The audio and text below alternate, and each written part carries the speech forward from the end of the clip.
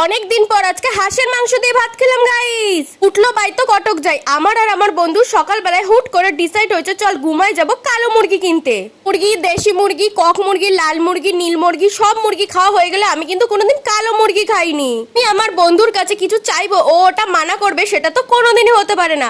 আমি বললাম চল না, আমার না খুব আদিবাসী মুরগি খেতে ইচ্ছে করছে, কালো মোরগ। ও বললো চল ঘুমায় গেলে হয়তো পেয়ে যেতে পারি। ঘুমার বাজারে যেহেতু আমাদের না একদমই যাওয়া হয় না, ওর জন্য আমরা যখন পৌঁছেছিলাম তখন প্রায় বাজে 12:30 মতো। হাঁস মুরগি নিয়ে এই লোকগুলো কিন্তু 6টা থেকে 11টা অবধি বসে। ভাগ্যিস এই লোকটাকে পেয়ে গেছিলাম, এর জন্য কিন্তু এই দুটো হাঁস আমরা নিয়ে নিয়েছিলাম। বন্ধু কিন্তু এই হাঁস দুটোকে বিশাল ভয় পাচ্ছিল, আর এইদিকে আমার দেখো ভয় ডর কিচ্ছু নেই। তাইলে এই ঘুমায় এই লোকটার কাছ দিয়ে হাঁস নিতে পারো। হাঁস দুটো কিন্তু খুবই ফ্রেশ, খুবই ভালো ছিল। আর এই দুটো হাঁসের দাম নিয়েছিল 750 টাকা।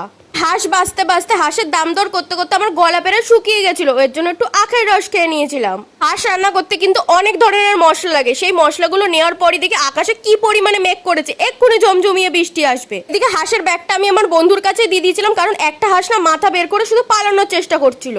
বলতে আমার বন্ধু আর আমি অনেক বেশি খুশি হয়ে গেছিলাম, কারণ এই হাঁস না গরমের মধ্যে খেলে আমাদের অবস্থা হাঁসের থেকেও খারাপ হয়ে যেত। আর তার মধ্যে দেখো ঝমঝমি বৃষ্টি এসছে, পুরো ঠান্ডা ঠান্ডা ওয়েদার। এই ওয়েদারে কিন্তু হাঁসের মাংস খুব ভালো লাগবে। আমরা কিন্তু আস্তে আস্তে পুরো দুজনে ভিজেই গেছিলাম। মা থেকে বিরা আসতে কিন্তু আমাদের প্রায় আধ ঘন্টা সময় লেগে গেছিল। ততক্ষণে কিন্তু হাঁস দুটো ডিক্কির মধ্যেই ছিল। বাড়ি এসে কিন্তু আমি খুলে দেখি ওদের অবস্থা বেহাল, হা করে মাল দুটো পড়ে রয়েছে। সঙ্গে চলে গেছিলাম মা আর আমি কালবোটে এই হাঁস দুটোকে কাটিয়ে আনার জন্য। দুটো হাঁস কাটাতেও কিন্তু আমাদের কাছে 50 টাকা নিয়ে নিয়েছিল। আর হাঁস দুটোর ওজন কাটার পর হয়েছিল প্রায় 1.5 কিলো মতো। হাঁসের মাংস কিন্তু আমার মাটির উনুনে খাওয়ার অনেক বেশি ইচ্ছা ছিল, কিন্তু আমাদের বাড়িতে কিন্তু মাটির উনুনও নেই, আর বানিয়ে যে রান্না করবো সে ব্যবস্থাও নেই। ওর জন্য কিন্তু গ্যাসেই করতে হবে।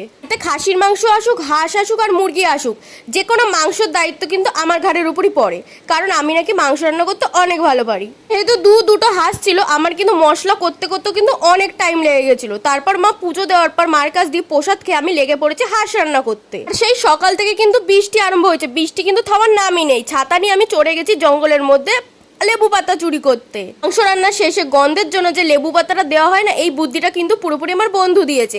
আর আমার যে এত ভালো লাগে বলার মতন। এখন কিন্তু আমি মাংস লেবু পাতা ছাড়া খেতেই পারি না। মাংসে কিন্তু মশলা যেরকম বেশি লাগে, তেমনি কিন্তু কষাতেও অনেকক্ষণ ধরে হয়। এই না কিছুক্ষণ কষিয়ে মুরগির মতো কষিয়ে জল ঢেলে দিলেই হয়ে যাবে হাঁসের মাংস। এই শক্ত মাংস কিন্তু প্রেসারে না সিদ্ধ করলে গলবেও না। আছে হাঁস পছন্দ করে না, বাতের ব্যথা আছে তারা হাঁস খায় না, আরও আছে যাদের অ্যালার্জি আছে তারা হাঁস খায় না, শ্বাসকষ্টতে হাঁস খায় না। আমার কিন্তু এরকম কোনো সমস্যা নেই, আমি হাঁস খেতে ভীষণ ভালোবাসি। তো রাত হয়ে গেছিল, তারপর হাঁসের মাংস রান্না করতে গিয়ে গ্যাস শেষ হয়ে গেল। আমাদের কিন্তু ইটের উনুন বানিয়েই রান্না করতে হতো, কিন্তু যেহেতু আমাদের ডবল